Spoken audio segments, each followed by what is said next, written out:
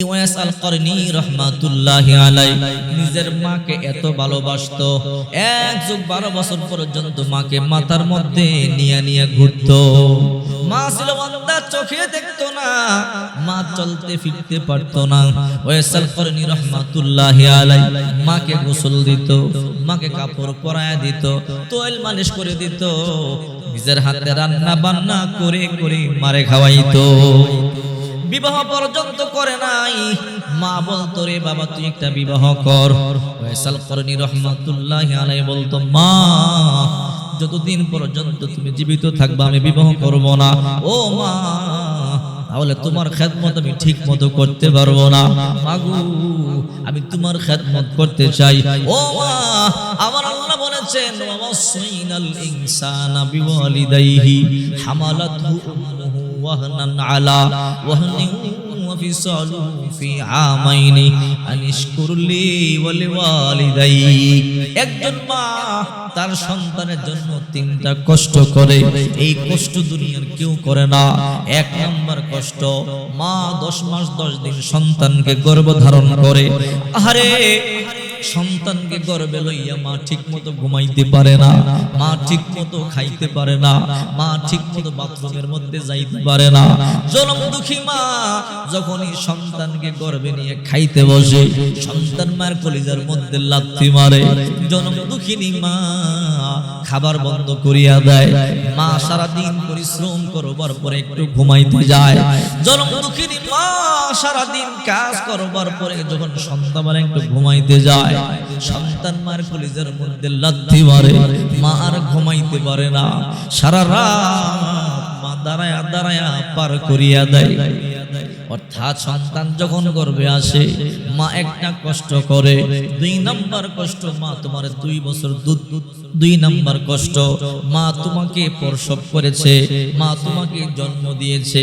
আল্লাহর হাবিব বিশ্ব নবী মুহাম্মদুর রাসূলুল্লাহ সাল্লাল্লাহু আলাইহি ওয়াসাল্লাম বলেন, মা যখন সন্তানকে প্রসব করে মায়ের একটা কষ্ট হয়। এ কেমন কষ্ট? আল্লাহর রাসূল বলেন, ওই সময় যদি কোনো মা দুনিয়া ছেড়ে চলে যায়, আল্লাহ তাআলা ওই মাকে শাহাদাতের মর্যাদা দান করে। বর্তমান বিজ্ঞান বলে, একটা সুস্থ মানুষের যদি 45 ইউনিট পেইন ব্যথা শুরু হয়, একটা মানুষ সহ্য করতে পারে। এর বেশি হলে একটা মানুষ পাগল হয়ে যায়, জমিনের মধ্যে পড়ে যায়। আর একটা মা যখন সন্তান জন্ম দেয়, 55 ইউনিট ব্যথা সহ্য করে। যা শরীরের 20টা হাড় একসাথে ভেঙে চূর্ণ বিচূর্ণ হয়ে গেলে যতটা না কষ্ট, মা সন্তান জন্ম দিতে গিয়ে তার থেকে বেশি কষ্ট করে। ওয়াইসাল করনি পাগলা মাকে এত ভালোবাসতো, মায়ের জন্য বিবাহ পর্যন্ত করে না। মা বলে, সন্তান বিয়ে কর। কয়, না না, বিয়ে করব না। বিয়ে করলে তোমার খেদমত সঠিকভাবে করতে পারবো না। 12 বছর পর্যন্ত মাকে মাথার মধ্যে নিয়ে নিয়ে ঘুরে, মায়ের যেন কোনো কষ্ট না হয়। আহারে, ছোট্টবেলা 9 বছর বয়সে বাবার ইন্তেকাল হয়। বাবা ছিল কাপড়ের ব্যবসায়ী। বাবার ইন্তেকালের পরে ওয়াইসাল করনি রহমাতুল্লাহি আলাইহি নিজেই কাপড়ের ব্যবসা শুরু করে দিল।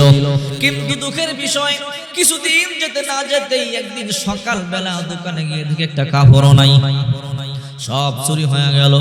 চোখের পানি ছেড়ে ছেড়ে কান্না করে বাড়িতে এসে বলে, মা আমাদের দোকানে যত কাপড় ছিল সব চুরি হয়ে গেছে। মা বলে, রে সন্তান আমার, টেনশন করবি না, কান্না করবি না, আল্লাহর উপর ভরসা কর, আল্লাহ তাআলা একটা ব্যবস্থা করে দিবে। কি কাজ করবে? কোনো কাজ নাই। পাশের বাড়িতে বকরি রাখালগিরি চাকরি নিছে। বকরি রাখাল বকরি ময়দানে সারিয়ে দিয়া আল্লাহ পাকের গোলামি করে, ইবাদত বন্দেগী করে, জিকির আজগার করে। হঠাৎ করে একদিন বকরির পাল সারিয়ে দিয়ে প্রচন্ড বৃষ্টি, জঙ্গলার মধ্যে ঢুকছে, গাছতলার মধ্যে গিয়ে দেখে এক আল্লাহর ওলি বসিয়া বসিয়া জিকির করে। আল্লাহর ওলি দেখলো বাচ্চারা নম্রভদ্র।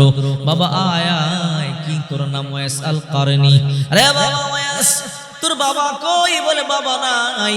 তোর বাবার ইন্তেকাল হইছে। বলে, হ্যাঁ ইন্তেকাল হয়ে গেছে। ওয়াইসাল করনি তোর একটা কথা বলতে চাই। বলে কি কথা, কি কাজ করো? বাবার ইন্তেকালের পরে দোকান ছিল, কাপড়ের ব্যবসা, চুরি করে মাল নিয়ে গেছে, একটা কাপড়ও নাই, তাই চাকরি নিলাম বকরি বেড়া দুম্বা ফালি। ওই যে বকরি বেড়া দুম্বা সারিয়ে দিয়ে গাছতলার মধ্যে আসলাম। ওই আল্লাহর ওলি বলে ওয়াইসাল করনি তুই মাঝে মাঝে সময় পাইলে আমার কাছে আসবি। এ ওয়াইসাল করনি আমি তোরা কিছু শিখাইয়া দিব। ওয়াইসাল করনি বলে ঠিক আছে, আমার তো সময় আছে। ওয়াইসাল করনি রহমাতুল্লাহ আলাই বকরি বেড়া দুম্বা সারিয়ে দিয়ে ওই দরবেশের কাছে যায়, সবক শিখে। সবক শিখতে শিখতে এমন হয়ে গেছে, মায়ের কাছে গিয়া বলে মা এই দুনিয়াদারি আমার ভালো লাগে না। ও মা জঙ্গল ভালো লাগে, জঙ্গলের মধ্যে কোন মানুষ নাই, নির্জনে ইবাদত করতে বড় ভালো লাগে। বাড়ি ঘর বিক্রি করে দিলেন, বাড়ি ঘর বিক্রি করে দিয়ে জঙ্গলের মধ্যে একটা ঝুপড়ি বানাইছে, একটা উটনি কিনছে, গাভীর উটনি, দুধ দহন করে করে মা খায়, সন্তান খায়, আর ইবাদত বন্দেগী করে, মায়ের খেদমত করে, মায়ের খেদমত করি।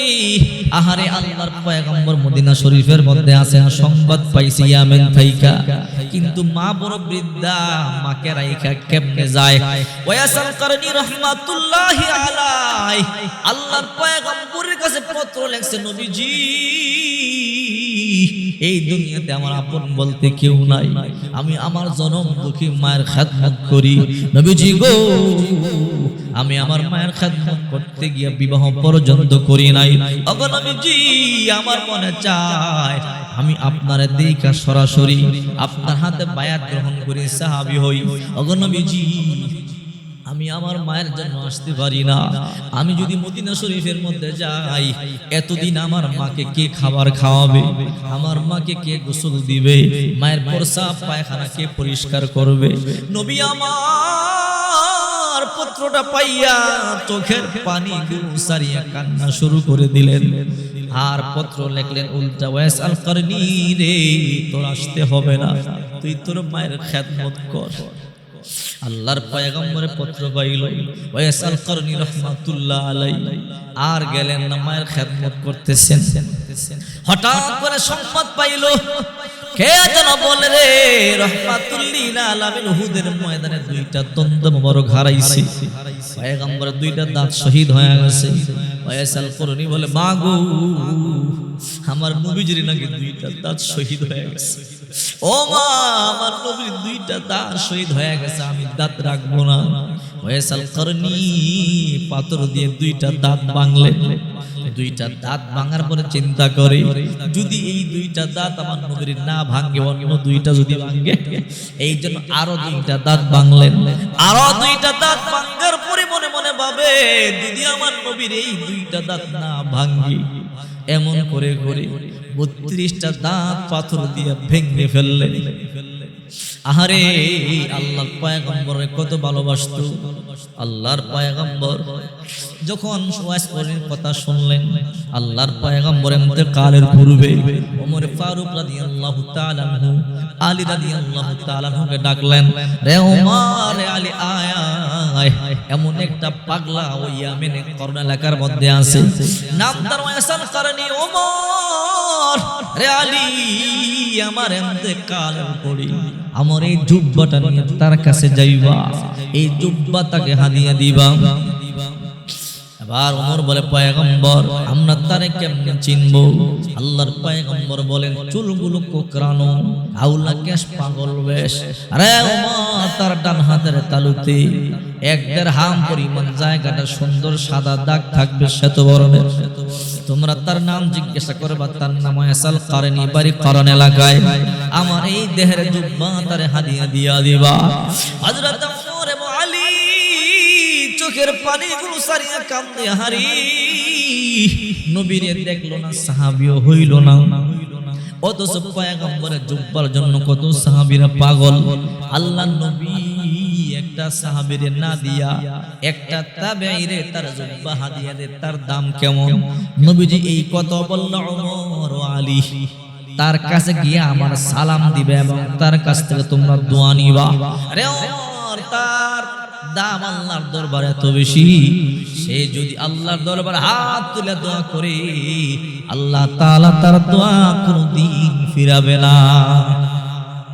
ওমর ফারুক রাদিয়াল্লাহু তাআলা আনহু আলী রাদিয়াল্লাহু তাআলা আনহু বলে ইয়া রাসূলুল্লাহ ঠিক আছে আমরা যাব আল্লাহর পয়গম্বর ইন্তেকাল হয়ে গেল আলী রাদিয়াল্লাহু তাআলা আনহু ওমর ফারুক রাদিয়াল্লাহু তাআলা আনহু দুইজনে জুব্বা নিয়া ইয়ামেন দেশে গেলেন ইয়ামেন দেশে যাওয়ার পরে পরে করণ এলাকা কোনটা বলে ওইটা করণ এলাকা ওই এলাকার মধ্যে গিয়া বলে ওই করণ এলাকাবাসী ওয়াইস আল করনি নামক কোন ব্যক্তি তোমাদের এলাকার মধ্যে থাকে নাকি বলে হ্যাঁ কোথায় থাকে ওই জঙ্গল দেখো ওই জঙ্গলের মধ্যে গিয়া পাইবা ওই পাগল জঙ্গলের মধ্যে গিয়া ইবাদত বندگی করে ওমর ফারুক রাদিয়াল্লাহু তাআলা আনহু আলী রাদিয়াল্লাহু তাআলা আনহু জঙ্গলের মধ্যে ঢুকলেন তালাশ করতে করতে জঙ্গলের মধ্যখানে গিয়ে দেখে এক পাগল দেখা যায় এমন ইবাদত বندگی করি করতে করতে গায়ের মধ্যে ময়লা লেগে ময়লার মধ্যে ঘাস হয়ে গেছে ঘাস হয়ে গেছে যে দেখে আউলাকেশ পাগল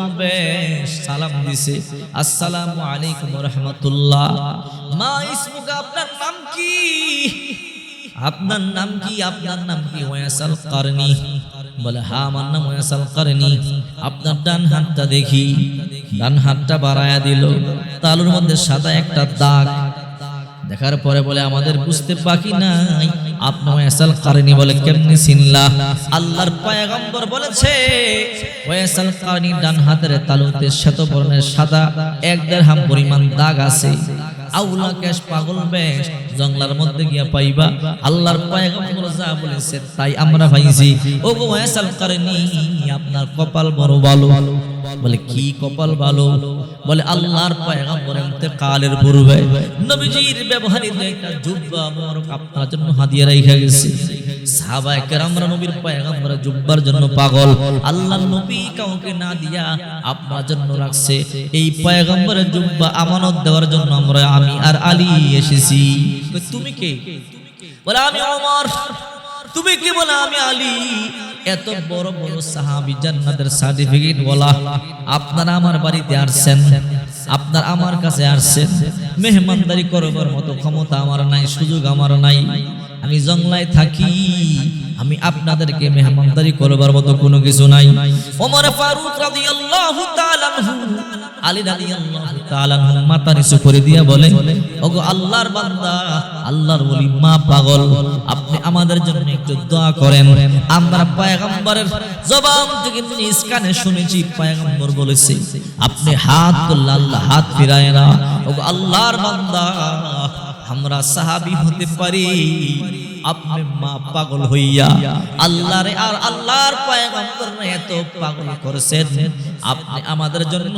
দোয়া করেন আল্লাহ আপনার দোয়া ফিরাবে না ওমর রাদিয়াল্লাহু তাআলা আনহু আলী রাদিয়াল্লাহু তাআলা আনহু ওয়াসাল করনির সামনে মাথা নিচু করে দিয়েছে মাথায় হু দিয়ে দেন দোয়া করে দিয়েছে এই জন্য আল্লাহ পাক রব্বুল আলামিন বলে উফিল লাকুমা ওয়ালা তানহারহুমা কুল্লাহুমা কওলান কারীমা পিতা মাতার সামনে উফ শব্দটিও বলিও না দমক দিও না জারি দিও না রহমতের ডানা বিছায়া দাও আব্বা আম্মার সন্তুষ্ট করো রিদা রব্বি ফি রিদাল ওয়ালিদাইন ওয়া সাখাতু রব্বি ফি সাখাতিল ওয়ালিদাইন আল্লাহর পয়গম্বর বলেন যার উপর পিতা মাতা সন্তুষ্ট তার উপর আল্লাহ তাআলা সন্তুষ্ট যার উপর পিতা মাতা অসন্তুষ্ট তার উপর আল্লাহ তাআলা অসন্তুষ্ট